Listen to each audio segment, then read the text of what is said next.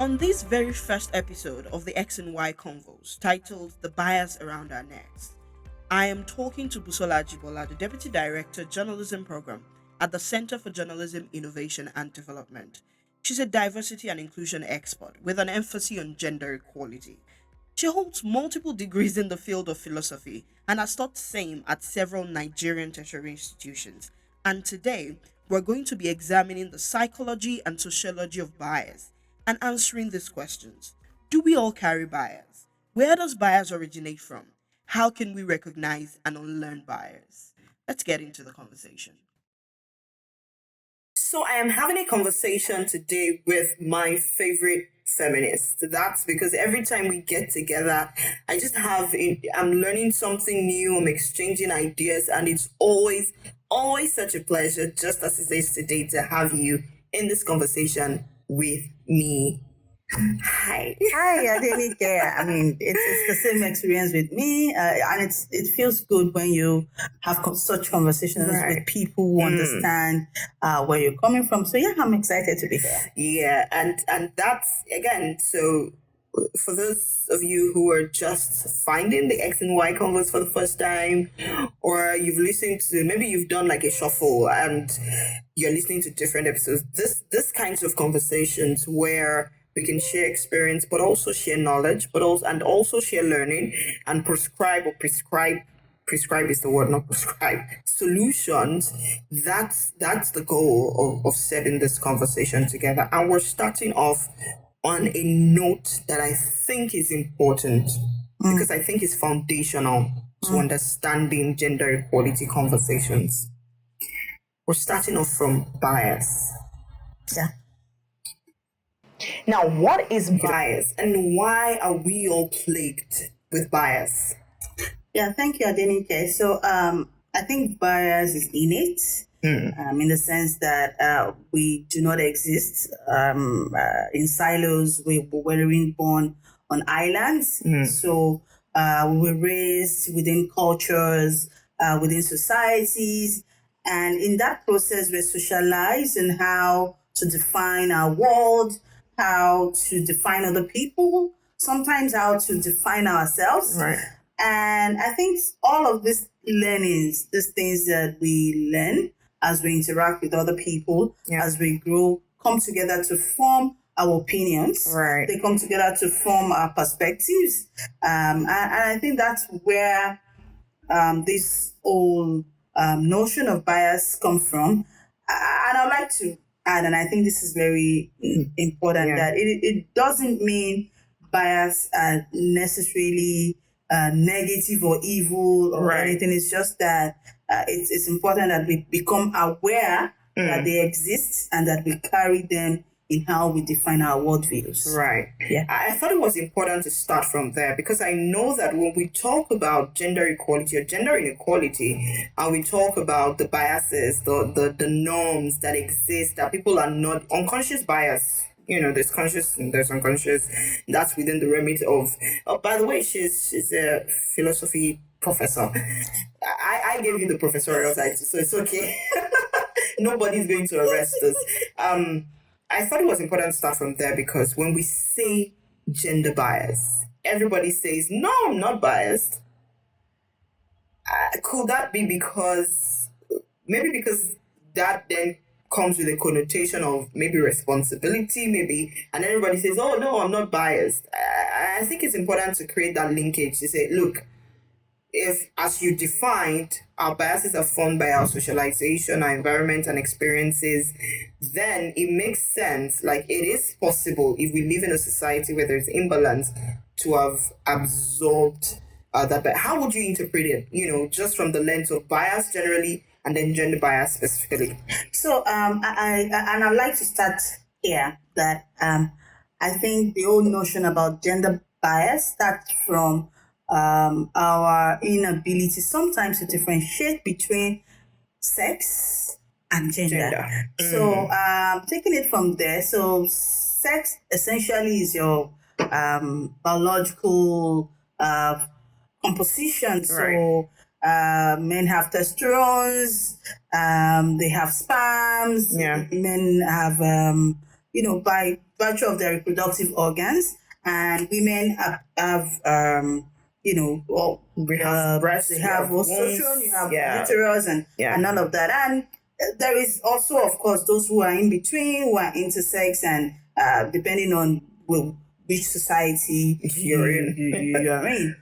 And I think we need to come to that understanding that beyond sex, there is what we then call gender. And I think some of the things that influences our bias around gender are informed by sometimes the biology. So because I am a woman, then I then get to be the one who gets pregnant. Yeah. If I choose, women are then the ones who breastfeed. And I think those biological processes then also means that at certain phases of being a woman, of womanhood, you are predisposed to some vulnerabilities. Right. So, like physical limitations, for example, if I were to be an engineer working on a construction site, so if I am not pregnant, I probably would be able to carry a block or or climb the scaffolding. Exactly. But if I am 8 months pregnant, there are limitations. That's a safety hazard. So I think the bias is in the challenge of us not being able to accommodate the idea that yes, we're different. So a woman do not have the biological qualities of what it means to be a man, and vice versa, a man, and that difference does not mean that we are not equal. Right. So I think we just need to make it clear that yes, men and women are different by nature of our biology. But that difference does not mean or does not amount to inequality. I think when we're able to come with that understanding that the fact that I am a woman and I am at some point predisposed to certain limitations does not mean I should not enjoy equal rights and opportunities that exist for the opposite gender. Right. So I think it is also within that framework that we then begin to assign roles and responsibilities. So because a man would never be pregnant, so why the woman as far as we know today? Yeah, because now. There have been some arguments of let's not. But until then, a man will not be pregnant. The man can continue to work, right? And so in that space, within that understanding, we ascribe the role of provider to the man, limiting the woman of the same role. Yeah. Right. In that sense, we assign the role of carer, ultimate carer, to the woman. Right. Limiting the man who can essentially also play that role. And within all this, you don't need a womb to care now, do you? No, you don't. Right. Within all this, our inability to understand that gender difference does not amount to inequality, we then assign opportunities. Right. We then assign resources. And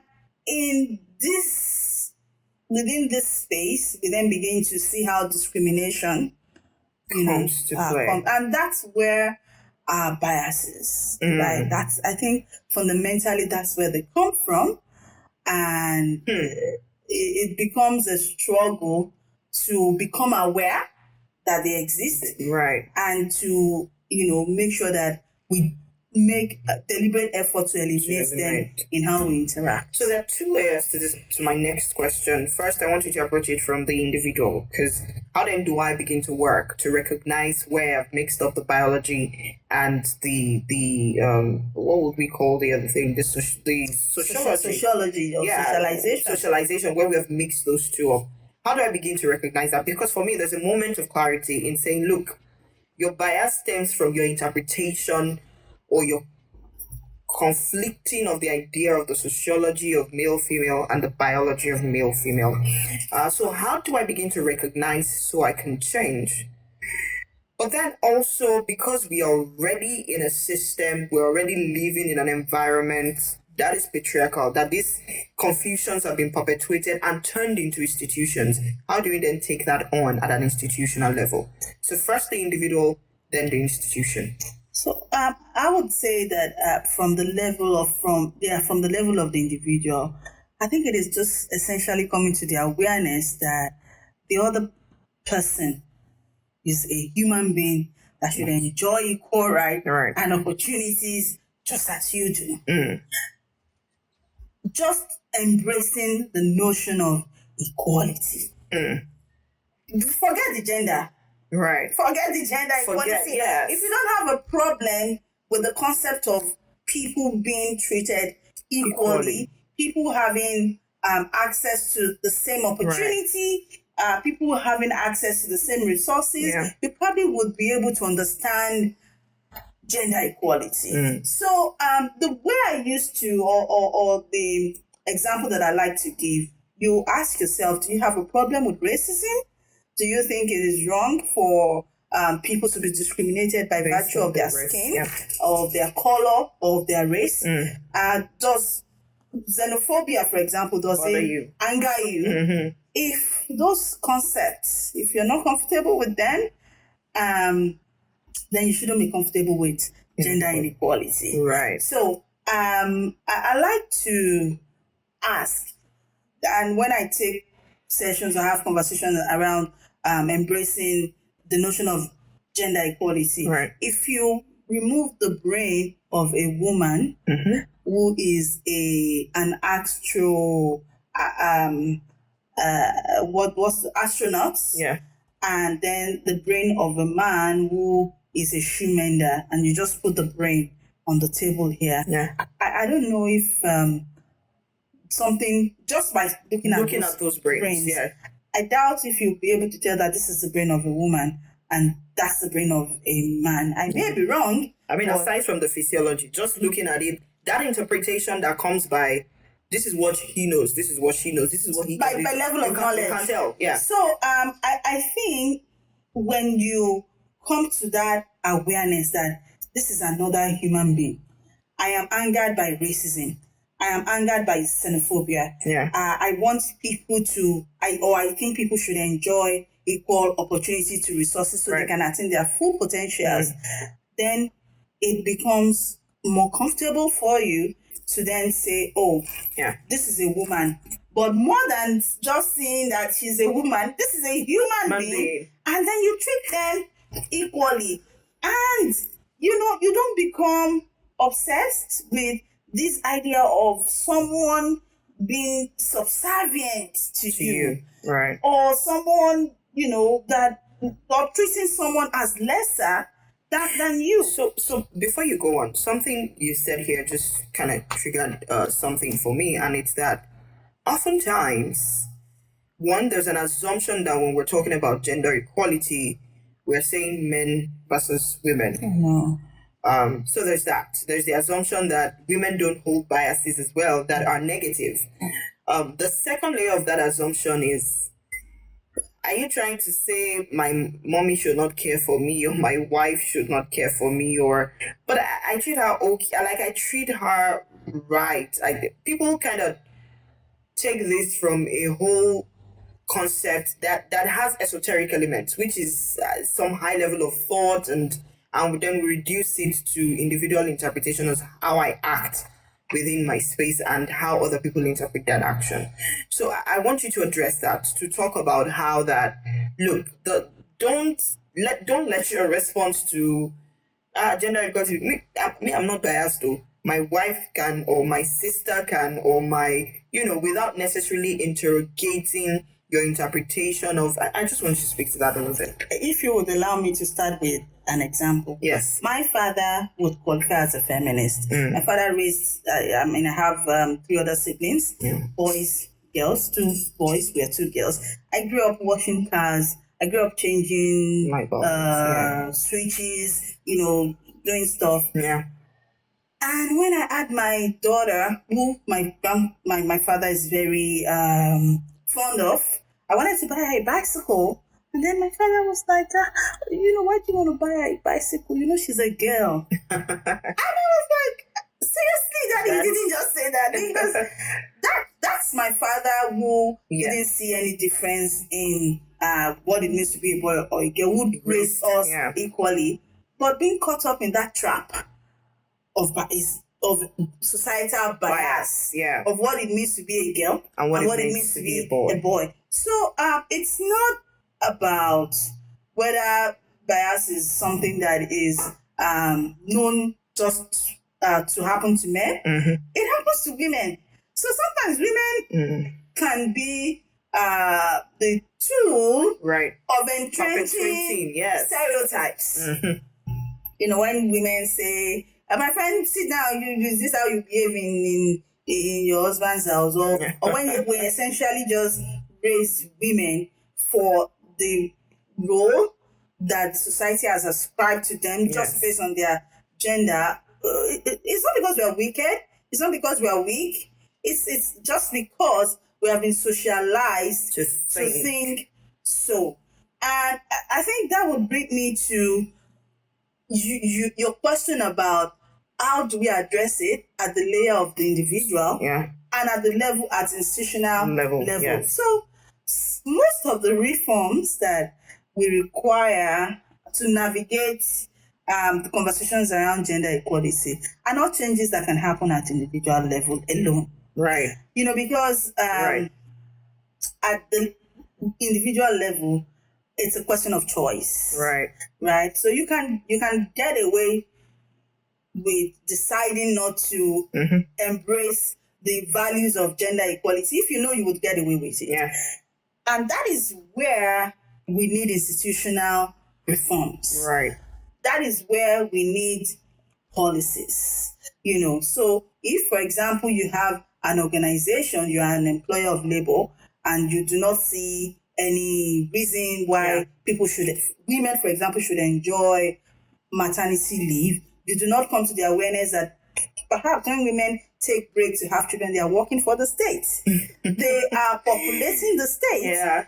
And if you're able to get away with that or to not pay them when they do so, it's a choice. You need the law to step in at that point to say, no, this is the limit. Choices. When this happens, it is a must that this individual must enjoy maternity leave, or this individual must enjoy paternity leave. So it is where we begin to need laws to ensure affirmative actions in all spheres of human interaction. So it is not, and yes, there is definitely a role for sensitization, teaching the society, but you cannot underestimate the place of institutions taking. You can. I recall having a conversation about so let me paint the scenario. I was home, and then they had come to knock on the door that there's supposed to be this meeting about the neighborhood, and they came in and said, "A guy is not around." And I said no, and they left. They never even told me there was a meeting. They left, and then when my husband came, somebody must have been watching. They went back. They came back and then called him and asked for the meeting. And of course, I was livid. I don't have the capacity to understand neighborhood matters where I live, where the safety, whatever you do in terms of safety, it's no less important to me as a woman than it is to you. And we went into a conversation, several people, I was expressing my anger within the comfort of people where we could have conversation. I said, but it's not every woman who wants to be involved. And I said, look, there are women, this is always my go-to example. There are women who still think female genital mutilation is good. Yeah, absolutely. But science, research has told us that there is no benefit to it. That has left, when it comes to rights and fundamental human rights, So while I'm not saying, oh, it is like you must, like there's a law that says, oh, I must be a part of neighborhood conversations and all. But I want you to elevate this beyond what I want and what you want, because sometimes what you want is not the best for the society. And there has to be something that helps us to self-correct. And I think that's the lens from which people need to begin to think, because I think the most important thing you've told us here is that you're not evil for having bias. Yeah. No, you're not. You just have to check it, check that bias. As you know, just before because we're still going to pull you back for like like a part two of this conversation. I'm just wondering, in terms of navigating bias within the comfort constraints of culture, within the constraints of language, within the constraints of institutions like religious institutions. How do we navigate inherent biases, especially when it comes to gender equality? How can we navigate within the context of culture? Certain cultures believe in certain things, or we don't want to start raising examples. How do we navigate? How can I help my traditional ruler say, KBC or easy, or I forget, all the other terminologies. But your position is not fair in a society where you have different kinds of people. How do we navigate that?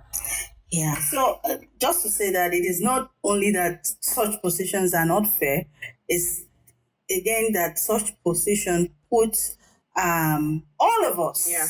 men and women, and where you have others in between, Right. at very great disadvantage. Yes. So how do we navigate a conversation around biases, gender biases, culturally? Sometimes it feels like an uphill task, something that we cannot surmount. Yeah. Especially when you reflect on the thoughts that it might take more than 100 years Yes, right. for us to even attain gender equality. Right. But there is no danger in, making intentional efforts Right. about making conversation around gender equality a norm. So what I've come to realize recently is that the moment you identify first as a feminist, Yeah. or somebody who's advocating for gender equality, people are like, oh, they have come again. Those people. And there's a lot of anger about this whole conversation of why do women want to be equal with men, and all of that. But I think it is first is to all of us to agree that this is not a combative conversation. Right. So we are not in a combat. We are having a dialogue that in the end will move all of us towards development. Right. Would move the society towards a system where everybody attain their full potentials, whether they are women or they are men. So I think it starts from us having this discussion, Right. Without necessarily being confrontational with culture. Please say that again. Yeah, so it's to understand the context within these cultural nuances that are hostile against gender equality are coming from, because you cannot influence what you do not understand. Right. So let's be deliberate about, okay, so where is this coming from? How did we get, were we here before? And I'm putting this context, for example, within the notion of what I know about history, about women in Yoruba mythology or Yoruba history. I mean, our mothers were matriarchs in their own rights. So they were married, they had their own lives, but they had their own businesses, and they were respected, they held titles, and all of a sudden we found ourselves in this place where women identity were usurped, and we're here. So we can retrace it back and begin to enunciate, okay, gender complementarity. That's the philosophy that guides my conversation around Right. gender equality. So I call people to imagine that a world without women, what would that world look like? Nadia has a song that I love like that. Yeah. A world without men, Yeah. what would that world look like? So there has to be a reason why we're like this, where we have men, where we have women. And I am guided by Carol Gilligan. Yeah. Carol Gilligan is an American psychologist. And I like a distinction between the epistemological composition of men and women. So I don't know. Let me see if so according to her, male and female solve ethical and social dilemmas with sets of different criteria. So she ascribed the model of equality, justice, rights, impartiality, objectivity, universal principle, and logic to men. And she ascribed person-centered, stressing care, compassion, trust, mercy, forgiveness, preventing harm, and feelings to women. Now, you can see how our biological composition probably would contribute to those models. Yes. But you can also easily see how when you fuse those two together, that's balance. Exactly. Right. I think that's where we need to come from. So, as a woman who gets pregnant, who carries a baby, who breastfeed, I'm probably more biologically oriented to have care. Yeah. And does this reflect in how women lead? Yes. Absolutely. When you talk about, what you would say, logic, equality, being protective, yes. Does it reflect the biological composition of men? Yes. But does it have its merits? Absolutely. Absolutely. So is there a way for us to bring all of this together and and not make one there's no hierarchy, yes. There's no hierarchy. So on the same level, I think when we do that without being confrontational, right, without being combative, yes, we will make some progress. Wow.